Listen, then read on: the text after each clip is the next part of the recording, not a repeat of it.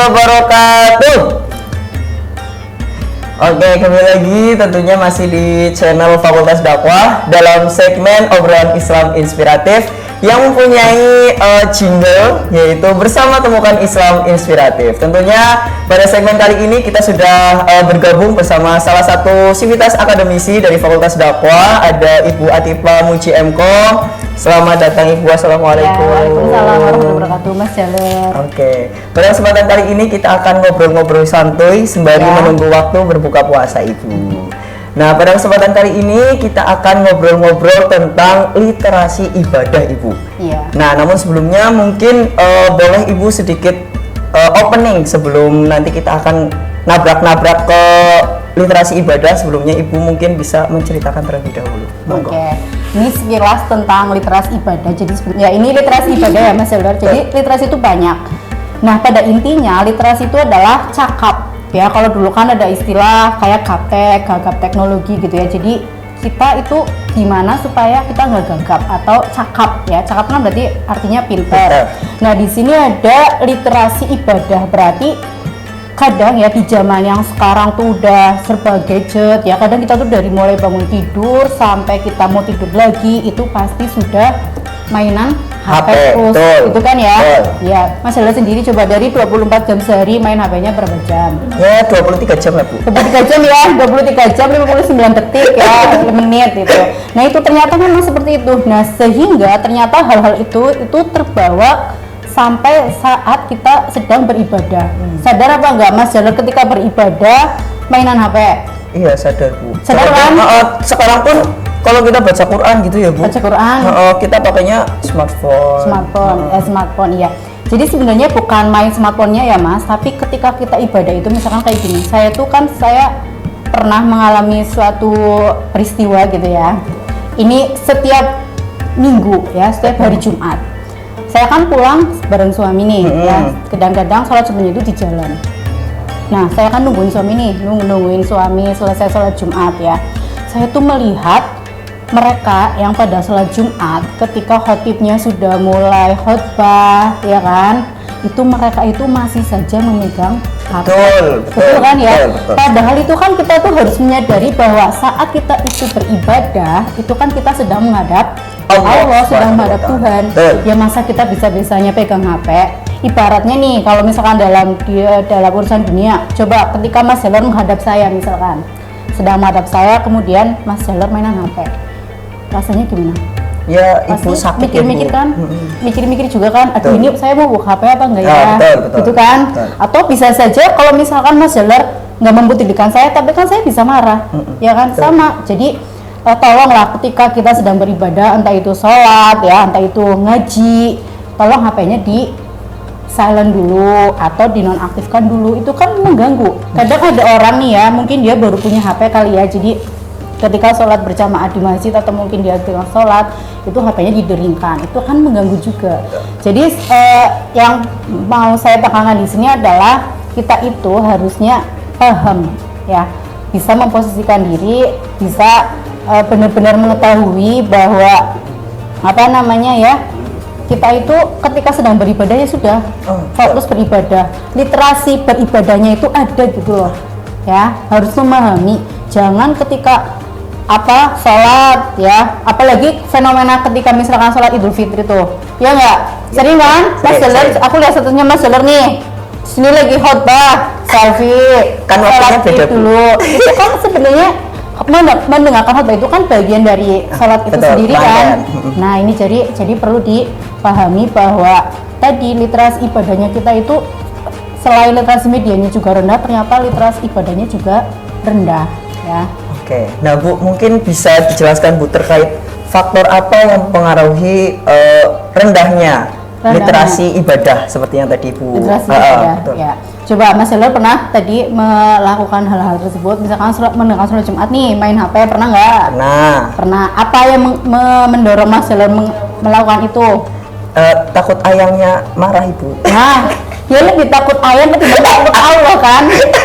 Iya, jadi sebenarnya itu faktor utamanya adalah kesadarannya itu sangat-sangat kurang. Setelah itu lingkungannya juga sudah seperti itu. Mendukung ya Bu? Mendukung ya, jadi emang faktor lingkungan, kemudian faktor itu tuh yang paling mempengaruhi. Coba kalau misalkan kita kan pernah dengar nggak berita yang kalau di Mekah itu kan rata-rata orang Indonesia itu kan sering banget selfie ya. Oh betul. Nah, coba kalau lingkungan asli orang Arab Saudinya kayak gitu apa enggak? Enggak kan? Enggak sih, Gitu. Jadi karena faktor lingkungan juga. Jadi faktor yang paling mempengaruhi adalah faktor lingkungan. Saya nih di keluarga saya kayak kemarin ya, sebelum Ramadan itu kan ada, kalau di daerah saya itu kan ada istilah nisfu Sya'ban ya, di mana kita baca Yasin 3 kali Betul. ya. Saya itu sama suami ke masjid itu ya, baca itu ya udah ngebawa HP. Itu karena lingkungan di keluarga saya itu kalau misalkan saya sedang beribadah ya sudah HP-nya ditinggal. Suami pun kalau misalkan sholat Jumat pasti HP-nya dititipkan ke saya, nggak pernah dibawa kayak gitu. Jadi faktor yang paling mempengaruhi adalah lingkungan. Gimana lingkungan apartemen Mas Jarod gimana? Negatif, positif? Itu plus min ya Bu? Plus ya. Ya sebenarnya semuanya ada baik buruknya. Cuman ya karena kebanyakan Indonesia itu kayaknya hampir semua tempat ibadah yang pernah saya singgahi ya sama suami untuk sholat Jumat itu rata-rata seperti itu Mas. Entah itu anak kecil, anak usia remaja, dewasa, bahkan orang tua pun tuh seperti itu. Oke.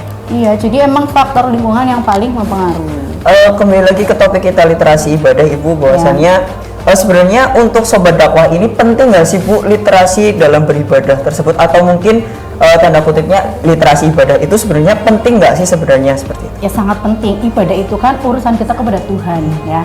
Jadi kita itu ketika kita menghadap Tuhan, berurusan dengan Tuhan, ya kita yang totalitas ya. Kita tahu, sadar diri bahwa kita adalah hamba kayak gitu loh Mas. Nah sekarang kalau kita nggak memahami bahwa kita itu adalah sedang menghadap Tuhan, maka kita akan seenaknya sendiri. Kita aja kalau mau menghadap dosen kan agak segan ya kan. Nah ini menghadap Tuhan loh yang menciptakan kita, yang memberi hidup kita gitu kan. Ya masa kita mau kayak semaunya kita, disambil HP-an lagi. Pokoknya HP-nya itu loh Mas yang menjadi penghalang ya. Seperti itu. Nah Bu, dalam posisi puasa ini kan juga merupakan, atau Ramadan ini kan juga merupakan rangkaian dari salah satu ibadah ya Bu. Nah mungkin bisa bagaimana sih Bu cara menerapkan literasi ibadah dalam segmen Ramadan itu sendiri? Ya jadi ya kita mulai dari diri kita dulu ya Mas. Kita misalkan nih kita sudah memahami nih bahwa ketika kita menghadap Allah ya, menghadap Tuhan, kita itu sampaikan dulu urusan duniawi ya, kita dari mulai diri kita sendiri. Nah ketika kita sudah bisa berjalan ya, itu kan pasti tadi nih namanya sobat dakwah itu kan menyampaikan ya. Betul. Nah kita sudah bisa mulai dari diri sendiri, sudah bisa ibaratnya sudah sukses nih literasi ibadah di dalam diri kita sudah sukses. Nah ketika kita bergaul, Mas Jarod punya teman ya, itu kan bisa didakwahi atau diingatkan. Jadi mulai dari diri kita dulu, baru kalau kita sudah berhasil kita salurkan ke orang lain. Ya sebenarnya kalaupun kita belum bisa berhasil pun ya tidak apa-apa kan, namanya kan kita belajar bersama-sama kayak gitu Mas. Nah untuk memulai proses dari rangkaian literasi ibadah, mungkin ada tips yang bisa disampaikan ke sobat dakwah sebelum kita closing statement Bu, karena ini saya sudah mendengar waktu-waktu lapar ini Bu. Saya juga mau bikin kopi. Tapi tinggal Bu. Iya, saya belum marut kelapa ini. Ya kan harus ada santan ya, kalau nggak ada santan itu nggak enak, ya kan? Iya, jadi apa tadi ya saya lupa. Saya punya kolak malah. Oke Bang, waktu-waktu kayak gini tuh ya Bu, emang lagi nggak karuan Bang. Biasanya kalau udah pasang malah kayak lama banget ya. Betul sekali. Oke, jadi tipsnya ya, tips untuk kita cakap dalam beribadah yang pertama karena kita dekat dengan HP ya, jadi yang pertama HP-nya dikesampingkan dulu. Sebenarnya itu mipil ya Mas ya, kita kan kadang nggak bisa jauh dari HP, jadi mipil dulu. Misalkan kayak gini, kalau kita memahami dulu misalkan kalau itu nggak prioritas ya udah tinggalkan. Tapi kamu merasa kayaknya prioritas semua ya? Iya betul Bu. Jadi paling di silent dulu lah ya, HP-nya di silent dulu ya. Kemudian kalau misalkan sudah di silent, coba ditinggalkan dulu ya. Setelah itu ya sudah jalan. Oke. Jadi ini urusannya ibadah lah ya. Oke, siap. Nah Bu, terakhir saya ingin menanyakan dampak yang akan kita rasakan jika kita sudah menyelami tentang literasi ibadah itu sendiri, Bu? Ini saya cerita pengalaman saja ya. Oke. Ketika saya sudah berhasil nih, saya pun awalnya seperti itu Mas ya. Saya kayaknya ketika saya sholat misalkan saya nggak bisa jauh-jauh dari HP gitu. Tapi kan itu proses saya belajar, akhirnya saya fokus ibadah gitu kan. Emang saya sudah menghadap Tuhan, saya menyadari hal itu, dan hal yang saya rasakan adalah ya saya sekarang sudah biasa saja. Ketika saya membandingkan nih dengan teman saya yang ketika dia, jangan teman lah ya, saudara saya nih ya, yang ketika dia ibadah kok dia bawa-bawa HP gitu kan, masih bisa update status, masih bisa mainan HP, masih bisa apapun lah pokoknya bergelut dengan HP. Itu saya jadi, dia tuh kayak ketika ibadahnya dia saya lihat ya, dia tuh kayak panik. Jadi sholat aja nih ya, kadang dia tuh kayak lirik gitu kan. Betul. Ya kan? Betul. Tapi saya ya sudah, saya alhamdulillah walaupun apa namanya ya, mungkin bahasanya apa sih ya, kalau khusyuk gitu ya. Tapi kan saya seenggaknya saya sudah bisa lepas dari HP kayak gitu. Oke, buat Sobat Dakwah, tadi kita nggak terasa ya sudah ngobrol-ngobrol seputar tentang literasi ibadah dengan salah satu sivitas akademisi Ibu Atipa Muji Mkom. Terima kasih Ibu sudah hadir. Ya, sama-sama Mas Jala. Oke, kemudian mungkin bisa nih Bu, penutup atau closing statement yang bakal Ibu sampaikan untuk Sobat Dakwah. Closing statement-nya. Betul. Ya, closing statement-nya adalah jangan terlalu waktu 24 jam itu dihabiskan untuk HP-an ya. Jadi 24 jam ya bisa, intinya bisa bagi-bagi waktu lah. Iya, kamu gimana pun bagi waktunya berhasil? Saya sedikit berhasil Bu. Saya sedang menerapkan Apa itu? rules. Seperti untuk, apa? Jadi ketika saya tidak melakukan hal yang di time itu, saya akan membuat punishment untuk diri saya sendiri. Oke gitu. Itu mungkin bisa dicontoh ya, Sobat Dakwah ya.